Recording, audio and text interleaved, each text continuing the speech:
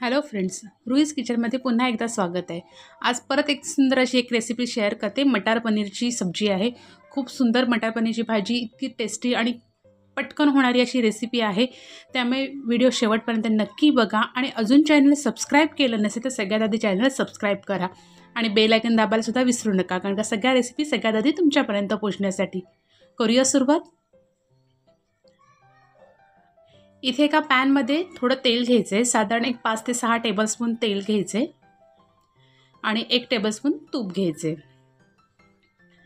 आता ह्याच्यामध्ये आपण 1 टोमॅटो आणि 2 कांदे बारीक चिरून घ्यायचे आहेत आणि ते तेलावरती छानपैकी परतवून घ्यायचे।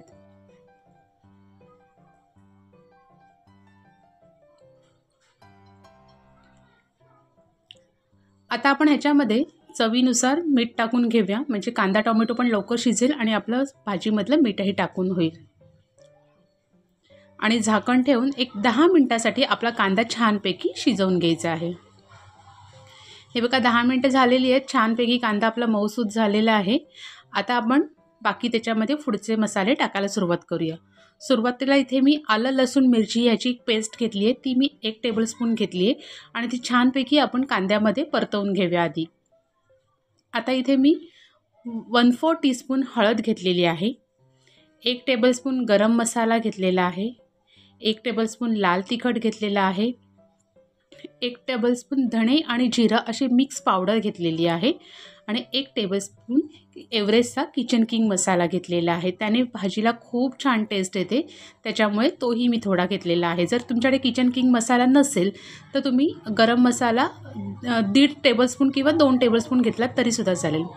इथे आता सगळं सुकं वाटत होतं, म्हणून मी त्याच्यामध्ये थोडा अर्धा कप पाणी टाकून घेतलेलं आहे आणि सगळा मसाला आपला व्यवस्थित असा मिक्स करून घेतलेला आहे।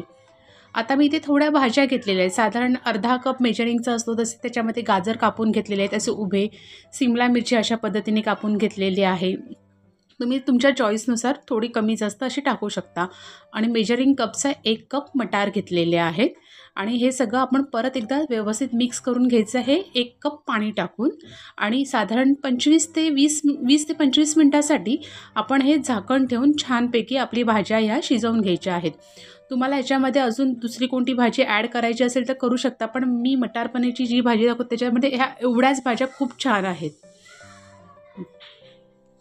आता आपण व्यवस्थित असं ते सगळ्या भाज्या शिजवून घेतलेल्या आहेत 20 ते 25 मिनिटांसाठी। आता ते सगळं आपण व्यवस्थित हलवून घेतलेले आहेत। आता आपण त्याच्यामध्ये 3 टेबलस्पून दुधावरची आपली साय असते, म्हणजे मलाई जी असते ती टाकून घ्यायची आहे। तुमच्याकडे फ्रेश क्रीम असेल तर ते 3 टेबलस्पून घेतलं तरी चालेल, पण मी शक्यतो घरातलीच आपली दुधावरची साय असते, जी मलाई असते तीच घेतलेली आहे। आता ती आपण व्यवस्थित अशी मिक्स करून घेऊया।